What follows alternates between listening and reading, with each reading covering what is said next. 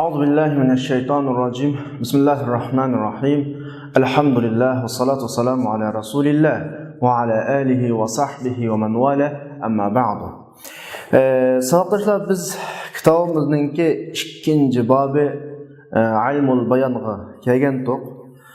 İlmul bayanның asasi mazmunlarını teşbih, mecaz, kinaye dep çoğun üç türgü bölgen. Teşbihni biz ilgirki saatlerimizde tüketkenliğin keyin mecazga kelip mecazninki her qanday bir söz yoki söz yoki cümle va yoki cümledeki nisbatning o'zi ait bo'lgan, o'zi tava bo'lgan, o'zi belgilangan nuqtaga qartil ishlatilmasdan qo'llanilmasdan uning g'ayriga qo'llanilgani ma'lum bir dalil faktga tayanib turib jonlantirish uchun qo'llanilganini majaz degan. Bunda majaz so'zlarning, ya'ni jumlalarning ma'nisi bo'lib qolsa, buni biz majaz lug'aviy deb, agar jumlalardagi nisbatda yani musnatlar mustayn o'tiridagi munosabat bo'lib qolsa, buni biz majaz aqli deb so'zlab oxirlashtirgandik. Andigan majazning o'zini, lug'aviy bo'lgan majazni biz ikkiga bo'lgan. Birisi mufrat yakka so'zlardagi majaz, yana birisi murakkab jumlalardagi majazda. Shuning uchun biz yakka mufratdagi majaz mufratga kelib to'xtab onu ikkiga bo'lgan to'q. Ya'ni söz aslidagi ma'nodan keyingi ma'noga ma'lum munosabat tufaylidan ko'chidi. Ma'lum munosabat tufaylidan ishlatiladi. Endi shu aslidagi ma'no bilan keyingi ma'noning o'rturdagi aloqa agar o'xshatish, mushobaha, tashbih aloqasi bo'lib qolsa, bu majozni biz istiara degan to'q. Ya'ni istiara tashbih unutilgan qabiladan. Yani normalda mushabbahun bihninki, mushabbahni tashlab, mushabbahun bihni so'zlab jumlada mushabbahun bihdan mushabbahni iroda qilsak, buni biz istiara degan to'q tashbih uchirilgan bo'ladi. Agar ikkisining o'rtidagi aloqa, tashbihdan boshqa aloqa bo'lsa, masalan, juzgulluq aloqa, sabab musabbablik aloqa yoki ilgirkilik ma kana alay aw ma yaulu alay ma şekillik aloqa yoki hal mahallik aloqa va yoki olatlik aloqa va undan boshqa har qanday bir aloqa tufaylidan bir so'z aslidagi ma'nodan keyingi ma'noga ko'chgan bo'lsa, aslidagi ma'noni iroda qilolmaydigan shaklda keyingi ma'no qo'llanilgan bo'lsa, bu xil ishlatishni biz bu xil so'zni majaz mursal deb atagandik. Endi yana birisi buning qarshisi, ya'ni ikki so'zning o'rtidagi aslidagi ma'no bilan keyin qo'llanilgan ma'no o'rtidagi aloqa tashbih bo'lib qolsa, nima degan to'q, istiara degan to'q. Biz oldingi soatlik darsda majaz mursallarning misollarini ko'rib o'tgan. Endi bugungi soatlik darsda istiara haqida to'xtalamiz, istiaraning turlari haqida to'xtalamiz. Abdur, yani istiara haqida gapni boshlashdan ilgari istiara degan nima bir bosh deb o'tmoqchi hozir. Abdur davotida istiara deganimiz al-lafzul musta'mal فيما يشبه معناه الأصلي لعلاقة المشابهة. Yani özünün asli ma'nosiga o'xshaydigan uqum ishlatilgan so'z. Yani demakchi o'g'ini bir so'z bor. Buning asli ma'nosi bu. Hozir ishlatilgan ma'nosi bu. Bu ma'no bilan bu ma'no mushabah, o'xshaydi birisi-birisiga ma'lum bir nuqtalarda. Shu nuqtadan asos turib söz anada qo'llanilgan bo'lsa, ishlatilgan bo'lsa, buni biz istiara deymiz. Ya'ni bu yerdagi aloqa o'xshab qolganligini ishlatdik. Shu aloqa shu, ya'ni mushobahat aloqasi. Yoki unda deyilmasa, istiaraning ta'rifoti so'zning o'zi tayinlangan ma'nodan boshqa ma'noda qo'llanilishi mushobahat aloqa yuzidan deb manda tushuntirsak bo'ladi boshqalarga.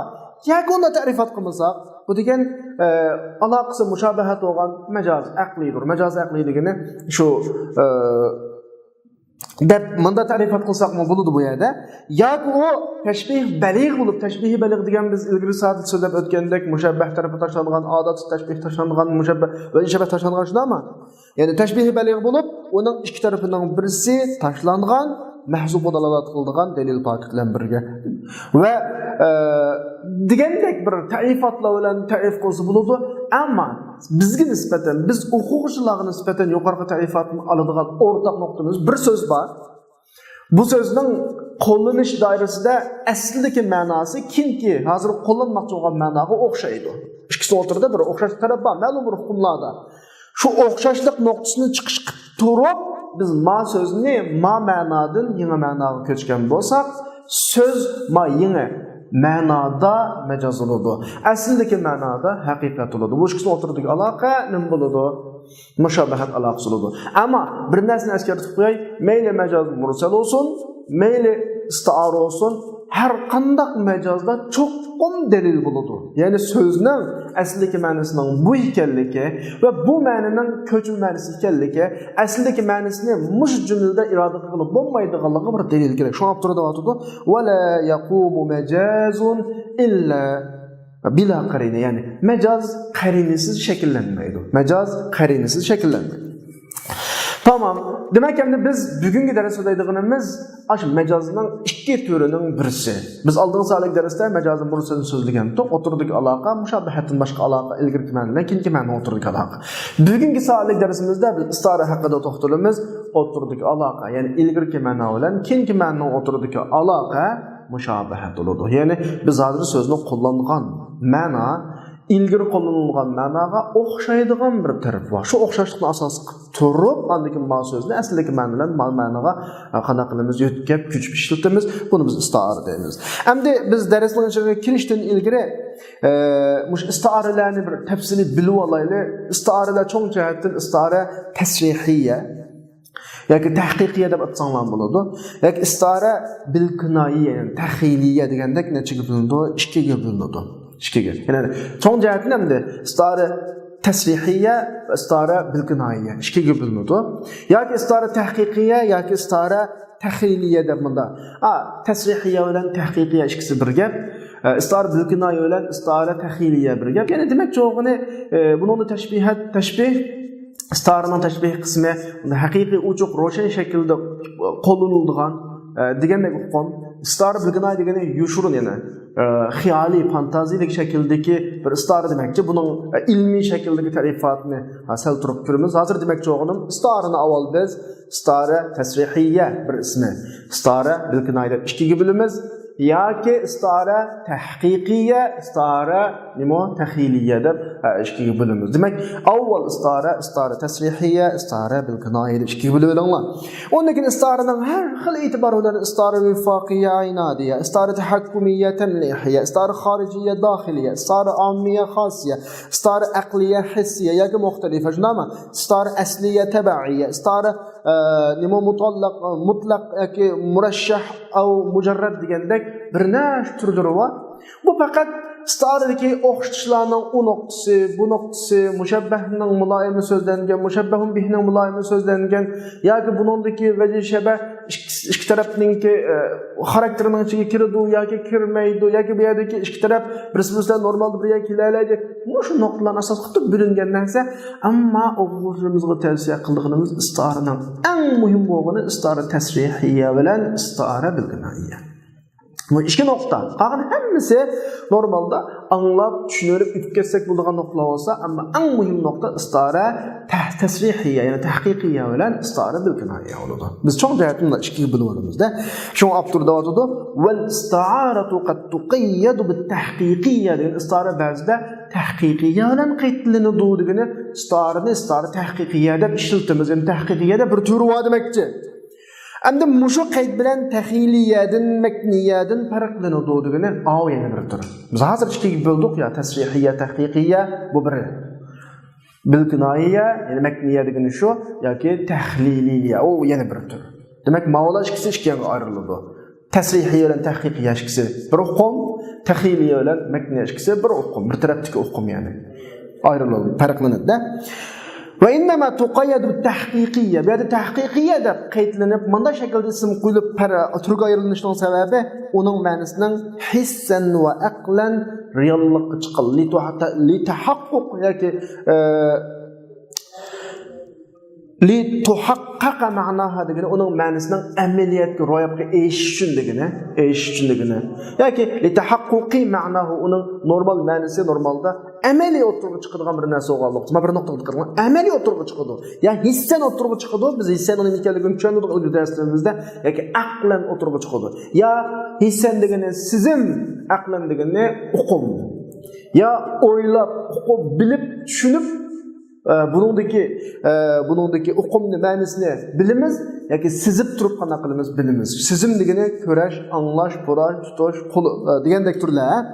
Masalan, buning ma'nosiniki hissiyan shaklda amaliylashganning misoli Zuhir ibn Abi Salmonninki lada asadin shakis silahi muqazzafi lahu labidun azfaruhu lam tuqallami. Mushirda o'zini bir qattiq qahramon odamdan qashdiman demakchi. Jang maydonida ajoyib bir polvondan qash turib qopdimi deb turib qanday qilyapti, she'r o'qiyapti. Da shuni ma'nosi shu. Men bir arslandan qashdiman deydi. Asad degan yo'lbos arslan degan ma'no, she'r aslan degan ma'no emasmi? Shakis silah muqazzafi. Domliq etilib turadigan Qur'on yaroqdir. To'liq bir shirning qashdiman deydi. Lahu labidun asfaruhu lam tuqallami. Uning yaylari var. Labid degani nima? Ustidan bilislarga shirning ma kalla tarafida aybulam akak shirning liqlamda tukvog'i cho'ng. Chashlari mushuni labid deymiz. Asfaruhu lam tuqallami ki ma tirnoqlari qana qilmagan, ilinmagan. Tirnoqlari ilinmagan. Endi mishada lada asadin degandagi asad degan so'z istiara, ya'ni majaz. Asaddan nimrodi qilindi, Batur qahramon yigitdan birisi radi qilindi. İkisi Asadning asl lug'at ma'nosi shir, to'rt putluq bunda. Bu yuz shir degan gap, quyruq va shir. Hozir qo'llanilgan ma'nosi qahramon degan gap. Shir bilan qahramonning qaysi tarafida o'rtaqlik va Baturlik qahramonligida o'rtaqlik va shu nuqtadan o'xshashlik aloqasi tufaylidan Asad degan lafzi kimga shir degan ma'nodan qahramon odam degan ma'no qo'llanildi. Balki qahramonlik diga hukmlar shir Batur odam degan hukmlar hammasi hissiy hukm bo'lg'achqa bu nimani istari tahqiqiyaniki qaysi xil shakli ma'nosi hissiy bilinadigan turlarining qatoridan yani bir adam avtorda aytadiku lada rajulin shuja' degani shu asaddan chiqadigan hozirgi majaz ma'no shu. Bu hissiy misoli. Çünkü bu yerdeki qahramonliklar mesela, onun etilib turuşları, qurol yaroqlari mesela, tırnaqlarının hamma hukmlarının hammasi hissiy hukmlar. İkinci ma'nosi aqlan ro'yobga chiqadigan, aqlan bilinadigan undaqi hukm bilan bilinadigan istorining misoli ihdinas siratal mustaqim desa bizni to'g'ri yo'lga. Yo'l yo'q bu yerda. Siratning asl lug'at ma'nosi ma'nodigan yo'l. Adab desep ma'nodigan yo'l. Lekin siratdan maqsad abstrakat yo'lga ishlatilindiki din ishlatilindi. Yo'l, din, ikki hukmning bir yerdagi o'rtaqlik nuqtasi aqlanda o'ylab to'g'ri yo'lda mangsa bir odam o'zining manziliga yetib boradi. To'g'ri dinni mangsa bu odammo hayoti dunyodagi o'zining manziliga yetib boradi degandek bir uqum ma'u. Aqum hissiy narsa emas, uni tushunasizlar. Tamam. Demak yuqorida biz istiarani ikkiga bo'lib oldik. Birisi tasrihiyya, ya'ni tahqiqiyya, ya'ni amaliy degan ma'noda. Yani bu amaliyligi buningki ya hissan amaliy yoki aqlan amaliy. Endi biz istiarani majaz lug'avining qatoriga bo'ldik. Iboyatning darsning oldida deb o'tdik. Biz avval majazni aqliy lug'aviy deb ikkiga bo'lib olib, lug'aviyni majaz mursal, ondan keyin istiara deb ikkiga bo'ldi. Demak, istiara majaz lug'avining qatoridir. Buning dalilimiz nima desa, bizning istiara degan majaz lug'aviy degan gapimizning dalili asli bu so'zning mushabbahga tayinlangan bo'lganligi. Mushabbahun bihi amroqiga emas. Masalan, bu yerda asad degan so'z asl nimaga tayinlangan?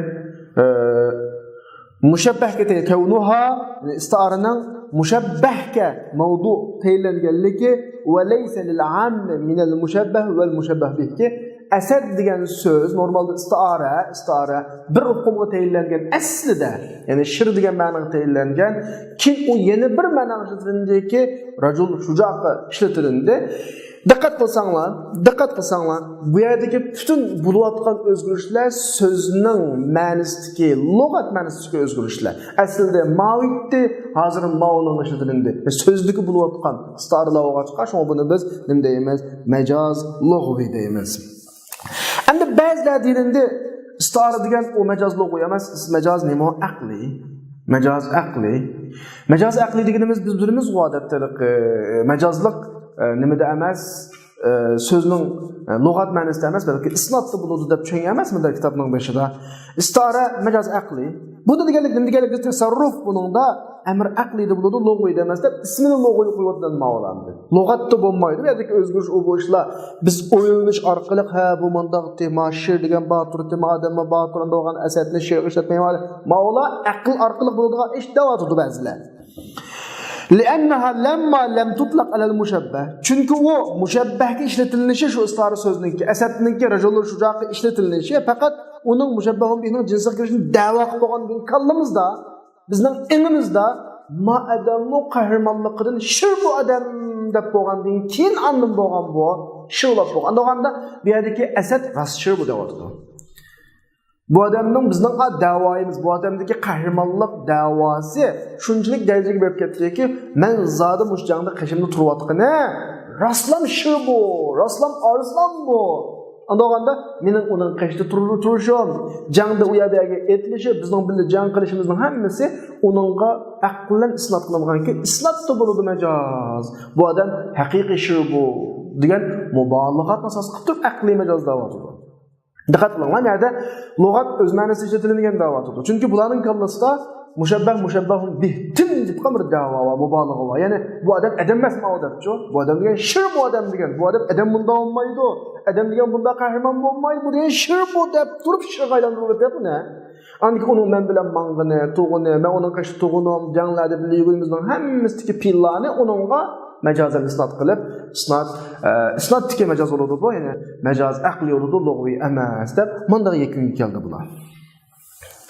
Shunlashqa qaranglar, va kana isti'maluhu buning istimoli fi mawdi'at lahu bo'ldi, ya'ni o'zi tayinlangan ma'noda qo'llanildi. Chunki asad degan shirti bu odamni shir qo'llandiq buni demak bu yerda. Da'voan, ya'ni mubolag'atan degan gapda bu. Shunlashqa mubolag'a yuzsidan ma asaddan shir degan ma'ni elib bizning mush adam degan shir degan bir mubolag'amiz bo'lg'achqa tuvandagi shirda ta'ajjub qilish to'g'ri bo'ldi degani ta'ajjub qo'llanilgan bir iborat va shu iboratdami bir so'z mubolag'atan iddaoan shaklda bir ma'noga kirgizib o'tirilgan. Masalan, anglab boqaylik avval. Qamat tudalliluni min ash-shams nafsun a'azzu alayya min nafsi. Bir mana mening jinimdan aziz kishidan birisi turib quyoshdan soya tashildi deb bo'lib qamat tudalliluni o'tirib menga soya tashildi hayron qolarligi quyoshdan soya tashlayotdi deb bizning mahbubini maqtayotdi. Menda quyoshdan soya tashlayotdi degini bizning mahbubisini quyoshga o'xshatadi. Agar buni adam deb o'ylagan bo'lsa, hayron qolarlik ish yo'q, chunki adam degan quyoshning soyasini yaqin o'rtulsa mening soyam tushadi emasmi? Lekin buni iddaoan mubolag'atan quyosh bu adam emas bu deydigan bir xil qattiq uchraylik qilib ketgan buning mahbubisi yuziga. Bu degan quyosh u adam emas deb turib, tova ikkilisi quyosh tursa, ma quyoshni soy tashlayotdi. Bu hayron qolarlik emasmi deb mundaq bir uslublar qo'llanildi arab tilida. Ya'ni bu yerda mubolag'a şu dereceye berip yuqurlashib odatda normal haqiqatga aylanadigan shu. Anoganda biz bu odamning qahramonligini mubolag'a qilib bu odam Rasululloh sollallohu alayhi vasallam degan gapda bu jim yo'llas bu deblar bu odamning ko'nglimizni yo'llas deb o'tib. Asad o'z ma'nosida qo'llanildi. Bu odam yo'llas bu odam emas bu. Dibitib andikin lada asadin degandiki lada ma uning qashi degandiki ma islatlarda majaz va o jin yo'llas o jinshir o. Men şu jinshirning qashida deb isnotni so'zning lug'atidan chiqib isnotga boradi majazlikni. Shu boshqa majaz aqli deganlar va'davatidi. Bu mubolag'aning so'zni asli haqiqatga aylantirib o'tishga misolan va ta'ajjub misolidan keldi. Yana bir she'rda mashta qo'llanilgan, ya'ni mubolag'a bak yuqori darajada qilinib mubolag'a. O mubolag'ada qo'llanilgan so'zlar xuddi mubolag'adan o'z ma'nosida qo'llanilgandek. Xuddi mubolag'a qilingan so'z, shu so'zning asli ma'nosi o'zi haqiqatdagidek bir xil tuyg'uga kelgan holatlarni tushuntirib qo'yishning misolina keldi. Yana bir misol. La ta'jabu min bila ghilalatihi qad zarra azraruhu. Zurra keladi boshqa shakllarda zarra deb yozibdi. Qad zurra azraruhu alal qamar. Yani zarra azraruhu deb ketdi. Biz o'qigan burun adabiyot kitoblarida qad zurra azraruhu deb majhul shaklda kelgan. Qanday o'zi bizga nisbatan muhim emas. Davatidiki sizlar uning ichki kiyimining chirib ketishidan hayron qolmanglar. Chunki uning tugmasi oyga qatalgan deb odatda oyning nuridan ruhnas chirib ketarmish. Endi ma tugmalarining chirib yo uning ichki kiyimlarining chirib bunda chirib nima deymiz bir narsalarningki kun nuri oftob nurida turib bunda nima ketishi yirtilib ketishini biz chirib ketish deymiz emasmi? Chirib ketishidan hayron qolmanglar. Chunki uning tugmasi oyga qatalgan degan odamni ayu demakchi. Shunga hayron qolmanglar demakchi menda. Hayron qolmanglar degan iboratni kelib o'tishda o'zining mahbubini oydek adam emas u ayu degandek bir xil tuyg'ular ammo gapni deyish to'g'ri bo'ldi. Hayron qolmanglar deyish demak bu yerdami bir xil mubolag'a qilib so'zni o'zining o'rnida ishlatgandek bir xil ahvol bor. Endi mush ikki misolni nima uchun keldi desanglar, lada asadindiki biz asad degan so'z asli ma'nosi bo'lgan shir yo'lbos degan ma'nodan hozirgi qahramon ma'noga o'tganda buni biz majaz lug'viy istiara degan emasmi? Ba'zilar yo'q so'z o'z ma'nosida turindi. Chunki u shir emas, yo'q bu degan qahramonlikdan adam emas u. Mubolag'a qilib shir Ama bir yerdeki mecaz ne mi o? Sen şöyle biliyor musun? Ya benim yüzüm am mecaz. Yani onun kaçtı tuğallıkım, cengi kanaşkallıkım o mecaz. İsnat mavdi alahının gayriga isnat kılıngan. Yani mecaz isnatlıkta lügat demez. Digenge ma şikir arkalık delil tepuadı. Onun neydi mi? İddia kılıp, mübalağ kılıp bir şirde hayran kalardı digen gipini normal mentiqi gücüzüp deyali işe. İkinci şirde hayran kamal deyali. Çünkü ma iki şirde o'zining mahbubini o'qitayotgan oy quyoshga mahbubi adam deb turib qo'llangan bo'lsa hayron qolarlik, hayron qolmal degan gibi logiga tushmaydi.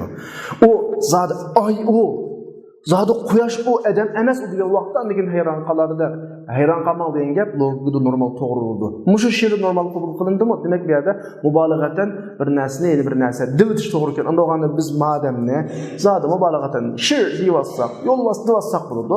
Asad o'z ma'nosida ishlatilgan bo'ladi. Ammo bu yerdagi majozlar isnatli bo'lgan bo'ladi. Majoz aqli bo'ladi, lug'viy emas. Deganlarning davlisi bu. Ya'ni agar Ibn Amid o'zining g'ulamiga haqiqiy quyosh ma'nosini da'vo qilmagan bo'lsa, uni haqiqiy quyosh demagan bo'lsa, hayron qilish to'g'ri bo'lmay qoldi.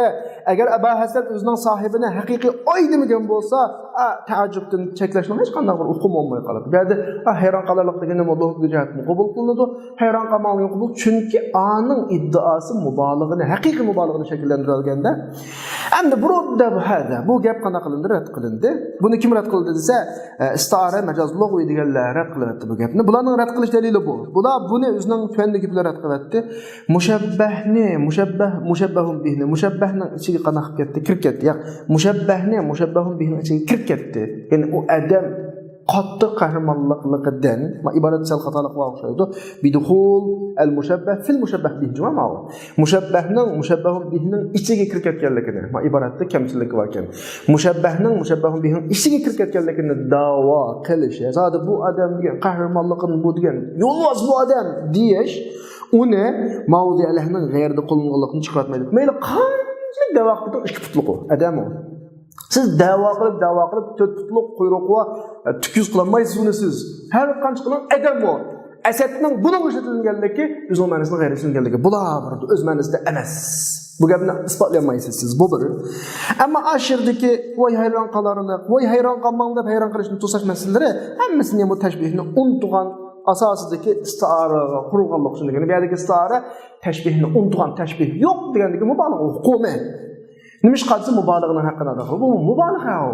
Umumiy haqiqat emas bu yerda. Istiara va majaz lug'viy deb gapdan javob berdi. Bizga nisbatan uni majoziy aqliy deganlarning, majaz lug'viy deganlarning hech qaysining kuchli bo'lishi, aning kuchli ma'noning kuchli bo'lishi hammasi farqsiz bir masala. Bizning muhim masalasi shu jumlalarda gap qilgan istiaralardan chiqarilgan mubolag'a inchki nuqta mazmunlarni lataiflarni tushunib olsak bo'ldi. Bizga ashta e'tiroz bildiradiganlar, g'ayri fikr qiladiganlar, bularga raddiya qaytaradiganlar lozim buni anglab o'tib ketamiz. Shuning bilan misha kelgan vaqtda biz istara haqida tushuntirishimiz tugagan bo'ladi saboqda. Shuni istara yuqori degandek tahqiqiyya bo'ladi, makniyya bo'ladi. Ya'ni tasrihiyya, makniyya bo'ladi. Tahqiqiyya degani shu bayatdan qanday bo'ladi? Ya'ni uning ma'nosi normal, hissiy, sezim bilan bilinadi yoki aqliy nima bilan uqum bilan bilinadigan ikkiga bo'linadi yuqoridagidek. Endi shu istarig'i munosabatlik bir bilik muhim gaplar bor. Mishadni tortib astidagi azroq qurtashlab deydigan ya'ni ayrim mazmun. Endi davotida bu ba'zilar tarafından sual çıkışı mümkün. Bu istara deb ma sözünün ma'nosi bilak tursa, bu degan asad degan to'rt putluq narsaning ismi tursa, sizlar aka bu ikki putluq odamga asad degan ishlatib qo'ysangiz, yolg'onchilik bo'lmamdi bu desa, istara yolg'onchilikdan farqlanadi, ta'vilga asoslanadi. Diga odamning kallasida azroq bir tushuncha bor. Ta'vil degani bir narsani o'ylash degan gap-ku. Eg'izimizdan chiqayotganning tigidagi yana bir xil tushunchani o'ylash degan gap. Bunu anlayan adamның mı kallasında yeni bir təvil var, yeni bir düşünce onunda. Hiç kim bu yol vasıtını tutuq yol vasıtı düşünmeydi, düşünse şu an ayrılıb gitti. Mesela bizim öyle qattiq qahramanlar birisi kirse, yo bizim öyle bir Arıslan'da birisi kirib desek, eğer bunu şirlep düşünüp qalsa hakikaten tutqolcan qalmaydı. Şunda ama bunu anlayan adam mı qahraman deb düşünüdü demek degan şir Arıslan degan gapning tahtida o düşünüp oladigan yeni bir qum bor. Bu yerda bundan bor ta'vil bor. Ammo kazib ta'vildan xoli, yatabarra'dan xoli. Uningda ipi shu eg'iz gap. Chiqayotgan tushunchasi shu, boshqa tushuncha yo'q. Bu bir. Ikkinchisi zahirning xilofiga qarin tiklashlanki, yolg'on gapda qarin olmaydi. Lekin istiarada gap bunda emas deganga qarini bor. Men bugun bizning Arslanimizdan toza o'yindim ya desam, o'ynaganlikim shirin o'ynamayman tabiiy niqla. Ammo yolg'on aytgan odam o'zining degan davosining aksiga dalil tiklanmaydi. Bu bir. Istarani birisi bu gapni tugidi endi, yana ma yolg'ondan farqlangan taraf. Yana bir muhim gapdan birisi istar normalda alam bo'lmaydi. Alamlarda istar bo'lmaydi va xassımlarda. Chunki istarlar mushabbahni bilan jinsiga kirgizishga asoslanadi-ki, mushabbahun bilan o'xshash narsa degandek bir xil tuyg'uni bizga berish uchun bo'ladigan nima. Bu alamlarda mümkün emas. Nimishqa alam deganning tur huqumiga zid kelganlik. Alam degan muayyan shaxs u. Muhammad desek Muhammad, Bakr desek Bakri. Bu yerda mushabbahun bihining turiga kiradigan bir huquq bor. Mushabbah qaysi bir botir qahramon odam, mushabbahun bihi yo'llar deb botirlik degan huquq bor. Bu huquq bor, tur huquqi. Çünkü o alam tashaxxusni taqozo qildi-ki, muayyanlashishni taqozo qildi, shaxsiylashishni va o'rtoqlikni cheklashni taqozo qildi. Jinsiyatini turlik degan umumlikni taqozo qildi. Ikkisi tubdan zid huquq bo'lgancha istiarlar, majazlar xassimda bo'lmaydi. Illoki xassim bo'lgan bilan ma'lum bir tur, jinsiyat, umum huquqni o'ziga olgan xass huquq bo'lsa, masalan normalda har qanday Musa'nın qishda Fir'avni bo'ldi deydigan bir gaplarimiz bor. Musa nimaning simvoli? Musa gerçi bir payg'ambarning simvolimi? Lekin haqiqatning simvoli. Fir'avn bir shaxsning simvolimi? Lekin zolimning, zulmning, tug'yonning nimasi simvoli. Ma xassim bo'lgan bilan buningda bir xil jinsiyat, tur huquqini o'ziga olgan bo'lsa, mandagi yerda majaz ishlasi bo'ladi. Ammo undan boshqa normal Muhammadga mansa, Bakrga mansa, Amirga mansa, u xassimlarni istara ishlatadi. Chunki xassim degan xas narsa. Ma istara deganda bir xil turni huquq qiladi, turni asos qiladi. Mushabbahun bihining turining ichiga kiradi. Tur huquqi bor, ya'ni umum huquqi bor. Alamlar xusus huquqi bor. Xusus huquqlar umumlik ikkisi birisiga tubdan qanday narsa, zid huquq bo'lgancha, shu alamlarda, xassimlarda istara shakllanmaydi. Bu istara babida bilib-bilishga tegishli bir nokta. Shunga Abdur shu alamlarninki jins huquqini, tur huquqini o'z ichiga olgan vaqtida, shuna xarakterga kirgan vaqtida istarasi bo'lganligini tilg'ilib, bu istara bir holat alam bo'ladi. Qanday holat bo'lsa, shu holat, ya'ni alam buningda bir xil sifat turini o'z ichiga olgan vaqtida, bir xil tur huquqini, xarakterini singdirgan vaqtida, masalan, Hatem desak, bir odamning ismi, lekin bu nimaga ism bo'lib qolgan odam, Sıxiylik qismi olib qolgan. Bizda nurg'un insonlar, masalan, Sadir falon desa, o'z vaqtidagi qahramonlikning simvoli. U bir odamga kim, "Voy, mana bu degan Sadir falon" deymiz masalan. Yoki tarixda o'tgan danglik shaxslarimizning bunda ismini elib, odatda qo'llanib qo'yamiz bunda. Alda keynimda ko'chiribchi, bunlar hammasi istara amaliyotlar qilib salsak, bunda yerda bo'ladi yana. Chunki u sıxiylik bilan sifatlanish degan bir huquqni o'ziga qana qilgan, o'ziga olgan. Shuningcha bir odamni sıxiylikda Hatemga o'xshatsak bo'laveradi. Hatem qilinsa bo'ladi, xuddi u sıxiylikning timisi bo'lgandek. Xuddi yo'lvas shujoatning timisi qilingandek. Bir şəxs ismi ayda bir xuddi yolvas şücaatның temsilcisi simvol olğandək ma'lum bir türünün nimasi olub qalsa, simvol olub qalsa. Abdülqadir Damollan bizning 19-cu əsrdəki islahatçımız.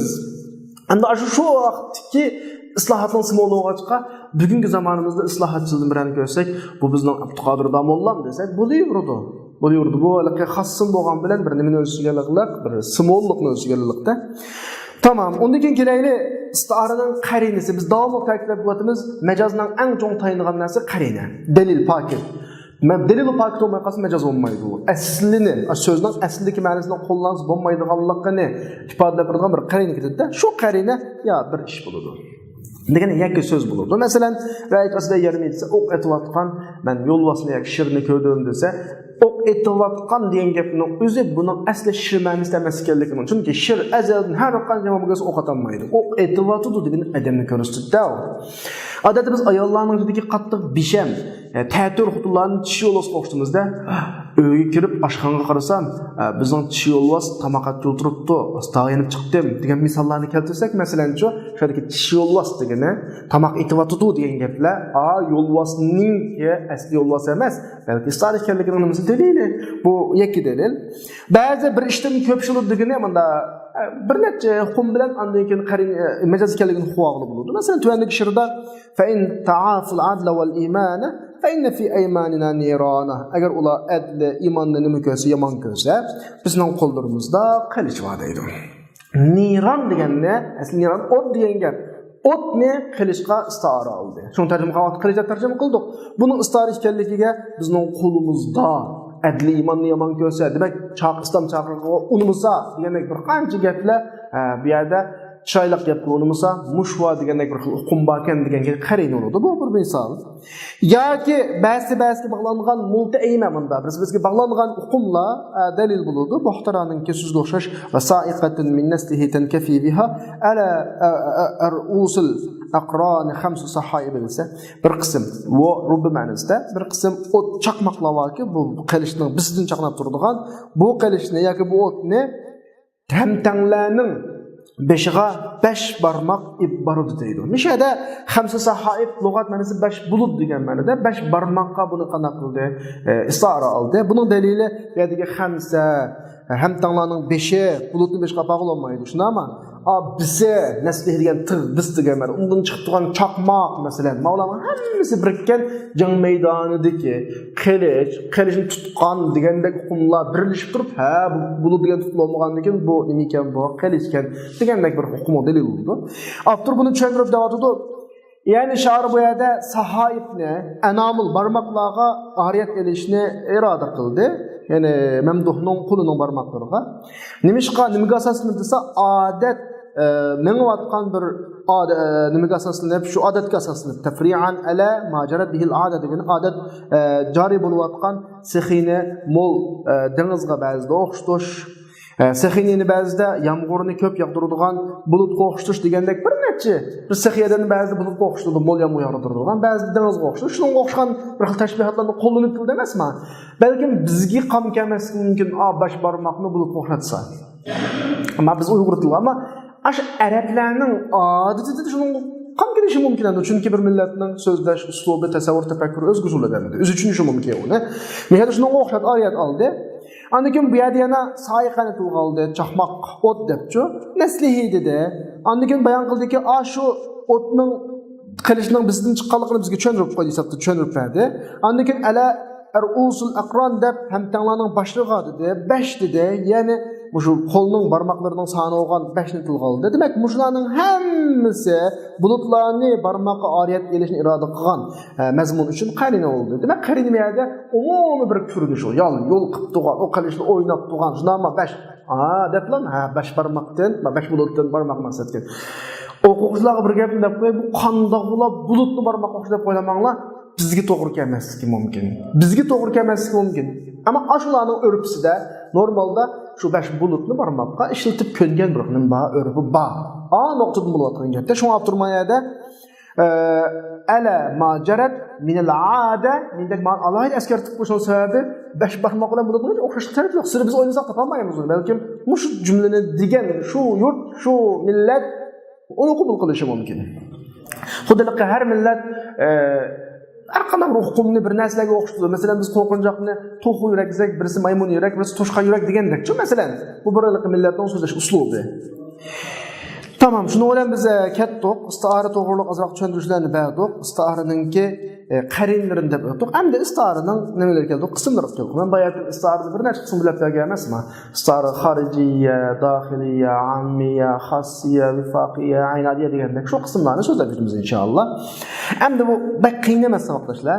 Istiara o'zining ikki qism e'tiboranligini, ikki taraf e'tiboranligini, istiaraning mustarun minhu va mustarun lah e'tiboran ikki qism bo'linadi. Chunki o istiaraning ikki tarafining tug'ilishi bir shayda ya mumkin ya mumkin. Ya'ni ikkisi bir yo'lga keladi yoki kelmaydi. Masalan, ahyaynahu degan so'zda aw man kana maytan fa ahyaynahu da kimki o'lik bo'lsa tirgizdik degandiki, tirgizdik deyish diqqat qilinglar. Nimaning hukmi desa, hidoyatning hukmi. Hidoyatning. Bir odam ham tirik, ham hodi, ya'ni yoki mahdimda hidoyatga boshlangan bo'lishi tamamen mumkin. Shunga bunda istiaramiz, istiara mumkin deymiz. Buni biz vifaqiyya deb ataymiz, chunki ikki tarafning o'rtasida nima vifaq bor. Ya'ni maslashish bor. Mustar, bu yerdagi ahyayna degan so'z aslidagi tirgizdik degan mustar minhu ma'nodir. Hidoyat qildigan mustarlah ma'noga ishlatiladi. Tirgizdik degan ma'no ve hidayet kıldık degan ma'no mustarı minhu ma'no va mustarı lah ma'no ikkisi bir yerda normalda bir yerga keladigan ma'nolarning qatoridan.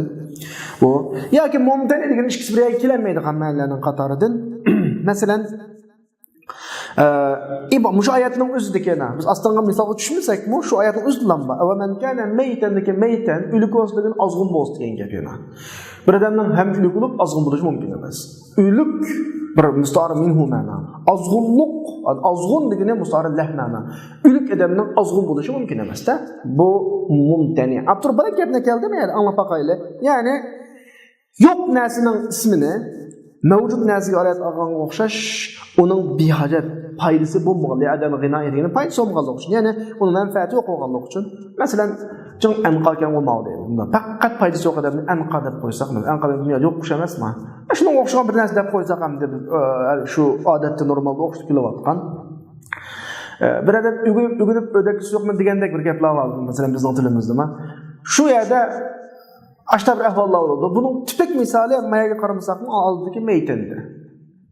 Ülük, avdal, ülük.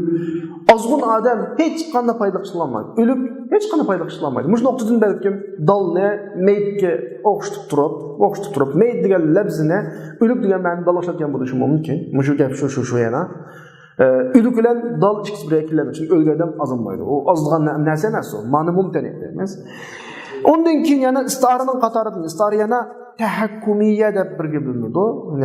Tahakkumiyya degani masxira degan gap, tamnihiyya degan gap tuzluq gap qilish degan gap, yana gapni doridilmi gap qilish degan deb ataymiz-ku. Bu ikkisi nima desa, ziddida yoki qarshisida ishlatilgan istiaralar. Bir gapni ta'tiris ishlatib qo'ysa, qattiq qo'qanchoqda birisi bor. Azaq shu bo'g'ishlar ishdan qo'yib turgan. Bunda adamni yo'q, maqarman deb qo'yamiz. Bu bir istiara. Yani nimishqa tashbihda o'tgan zid yoki tanaquz ikkilisi tanasubni o'rniga o'tishadi. Bivositati tahakkum va tamnih degani ya gap doritilma vassulan yoki masxra vassulan. Masalan, fabashshirhum bi'azabin alim desa, xuddi fabashshir asl lug'at ma'noda ularga xush xabar bergan gap. Qattiq azob bilan birga xush xabar bering desa, xush xabarning o'zi bir yaxshi gap-ku asli. Yaxshi odam xo'shilgan gapni aytiladigan gap. Qattiq azob bir xil masxra qilganda ka, ularga bir xush xabar yetkazib qo'ysalar, ayt dag'asimiz degandek gap-ku bu normalda. O zid gap. Yani bir bisharat muxbir bihni xabar berilguchining xushalliqini oshkorlaydigan narsalardan xabar beradigan bisharat uning zid bo'lgan inzorga qo'llanildi. Shuni jinsiga kirgizib masxir yoki talmih gap doratish yoki masxir vositasidan. Masxir ham ko'raman. Endi yaxshi kun ko'rsa, endi taxa ko'ngilchiga vaqtdan keldi, endi o'ylaydigan vaqtdan keldi deydigan bir gapimiz bor. Rasmiy uning azob yoki uqubat yoki bir xushal olmaydigan taraf kelsa, uni masxir yusid deydigan gapimiz bor. Bu shu bir turi. Ondan keyin jami e'tiboridan ikki qism bo'ladi. Istiara jami e'tiboridan ikki qism bo'ladi, ikki qism bo'ladi. Yani masalan jami degani o'tirdiki, vajh shabah demakchi shu. Vajh shabah mushabbahun bihi va mushabbahun bihining ya xarakterga aylanib ketgan ikkisining uqumini bir nesle olup kalıdı ya ki sırf sıfatlardan birisi oldu. Yani zatiyek arzi oldu. Ya iki tarafın mefhumu kirgen bulup degeni ve şebe anın mu karakteri bunun mu karakteri. Bunda olup kalıdı. Bunu biz dahil edeyimiz. Yani kullama semi'a hay'atan tara ileyha. Her vakit bir avazını anlasa yugurip lan kana kalattı, barattı. Ma hay'a degeni katı uruş avazı, kokunuş avazını görürsü demez mi? Tara ileyha. Medike istara tarada. Uçup barattı deb uygurtulumuzdu mu? Ben uçuplan barma deyimiz var dedi. Yuguraplan barma deyimiz. Hiç kim yugurmaydı adeti normalde. Tizmeniş için işletilip atkan sözlerde bu. Endi bir şeyde müşebbehun bih, yani musta'ar minhu qaysi, uçuş diye okum. Musta'arullah qaysi, tiz beriş, yuguraşeni. Uçuş bilen tiz yuguraşının oturudaki vecişebeh qaysi, tizlik. Yuguriş bilen uçuşunun. Yuguriş bilen uçuşunun oturudaki vecişebeh tizlik. Tizlik, uçuşunun mu karakteri, yuguraşmanın nemesi karakteri. Tiz olmuzu yugurken bulmaydı o. Tiz olmuzu uçukan bulmaydı o. Yani cami, yuguraş bilen uçuşunun oturdaki cami musafirinin tiz besiş. Bu cami ikili tarafından mefhumuğa kirketken bir cami. Doğanlıgın istarınız, istarı dahiliye deyimiz. Ya ki iki tarafından mefhumuğa kirmegen bunu degene, iki tarafından hukumudu yok mu da taşkı süpet oludu. Xuddi esetini Rezul-u Şuca'a, Ariyet ağına okşaş, eset yollas deyen gep. Yollasının hukumuda Şuca deyen gep yok. O yani Şuca yollasının bir süpeti yok. Madem o eden degenden hukum karakteri de onda batırlık yok. Fakat batırlık süpeti yok, onun taşkı süpeti. Quyoshni yuzga olayotgan odamimiz masalan kulib turganida nur yig'ib turgan yuzga nur yig'ib turish quyoshdan bir sipti yuzning bir sipti va shunga o'xshagan ishlarning hammasida vaji shaba mustar minhu la mustar Allah'ninki xarakterda emas, tashqi sipti bo'ladi. Buni biz xorijiya deymiz. Bu mu istarının bir türlerinden qatoridan. Ondan başqa istariyana cami itibarıdan ya da oturgu şebeh itibarıdan ya ammiye ol ya xassiye ol. Ammiye deganimiz asan taraf bo'lg'achqa siz menga mesela arkadaşlar nima qilib qolmaysizlar. Ammiye deganimiz Mu'tazila degani hammasi biladigan, yengil, hammadan tushunadigan istara. Nimishqa bunun bir cami'in ve şebeh aşkar olganlık için rahaydasida yerilse bu hemmeden ma'lum ketken gap bu.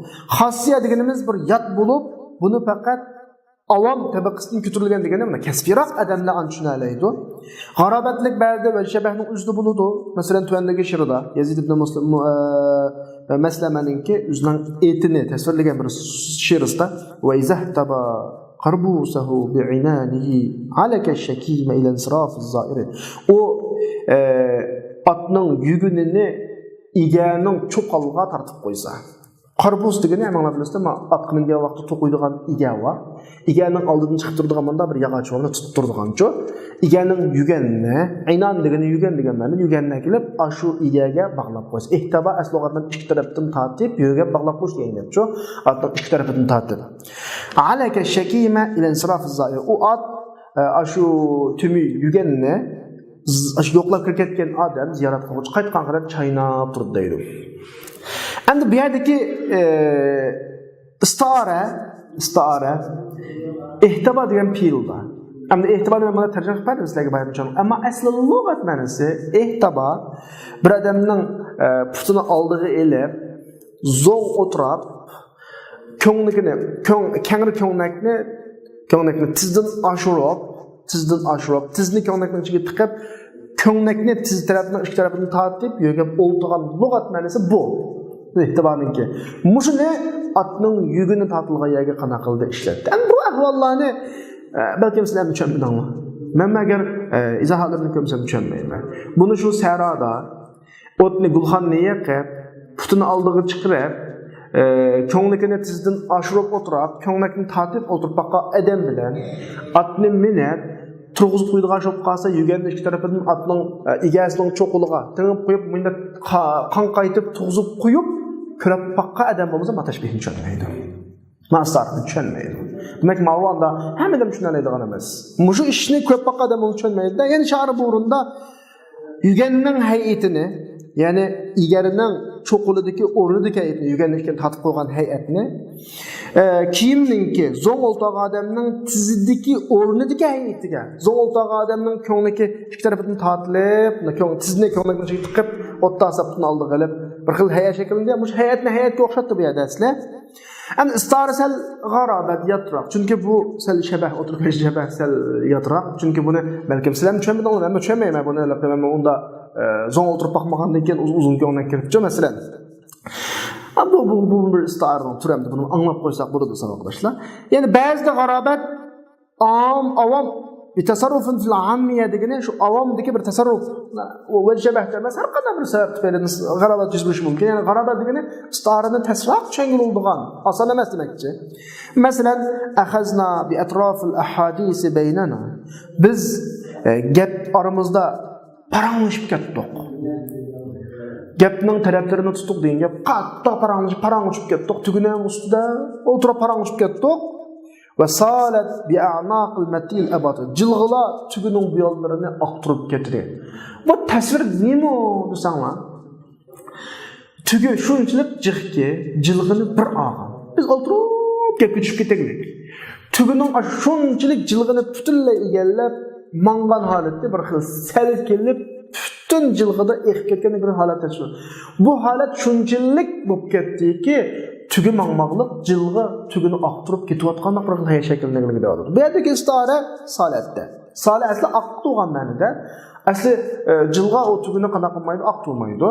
Tugini aqtirmaydi. Tugi o'zi mangdi asli jilg'ida. Lekin men bir nokta var. Tügünün boynini degan gap bir gap var. Tügü shunchalik larzan mangdiki boynim midurmaydi demekçi. Boynim midurmaydi. Manda qolganlik uchun tügü jilg'ini yapmangmay yoki tügü o'zi mangmay jilg'i o'zi mengib tügülatchi to'g'ri bir xil holatda bir xil ahvolni tasvirlamoqchi. Bu yerda shu tügüning bo'yni, jilg'i mangdude degandek bir xil tasarrufotlar bilan, mujna bir ifodalar bilan salat degan pildan chiqqan, istar chiqqan. Abturda adı Şairning bediradi qilgani shuki, tuga shunchalik tiz mangdi deydi. Hasisiyanmi tiz, g'oyat surat deganmi tiz. Shunchalik tiz suratda mangdi. Shunchalik suratdiki leyin va salama degani eng tayin larzan mangdi. Hatto xuddi sal bo'lib mangandaki ochilg'ida yuz bergan, jilg'ida tushgan saldek mangdi. Fajarat diha jilg'i uni aqtirib ketib qolgandek. Shuning bilan fe'l abati qisat qilindi, matisiz degani jilg'i qisat qilindi, tugisiz. Tugiga qisat qilinmay, asli to'g'risi mengish tugi bo'ldi, lekin jilg'i mangli deb qo'ydi. A'noqni serining ichiga kirgizib qo'ydi, bu ham degan gapni kirgizib qo'ydi. Birisi fe'lning boshqalarga qisat qilinishi. Asli o'zining sohibi bo'lgan tugiga qisat qilinmay. Endi biz bu ham degan gapni kirgizib qo'yish, bu yerda bir xil istarini sal g'ayrlashtirib qo'ydi. Shu tufayli men istarini obdan tushunolmaydigan istara, bu istarini biz nima deymiz odatda xassiya deymiz. Hammiya va nima xassiya. Demak, istarini yuqorida istarining 5 tilini biz avval tasrihiyya makniya deb ishga bo'lgan. Andan har xil e'tiborlar bilan. Masalan, bayatdan istarining qarinisidan o'tiblam istarining o'ziga kelgan vaqtda ikki taraf e'tiborlar mumkin mumtani deb ishga bo'lindi. Jami e'tibordan daxiliya xorijiya bo'ldi. Ya'ni jami e'tibordan ammiyani bo'ldi, xassiya bo'ldi. Bir necha bo'lindi. Ya'ni davomlashtiramiz. Istarining bir qancha turi va anglab o'tamiz. Ammo bugungi darsimiz mushayada inshaalloh to'xtasin. Biz qolgan darsimizni inshaalloh kelasi hafta darsda o'qiymiz. Va axiru da'vana alhamdulillahi robbil alamin.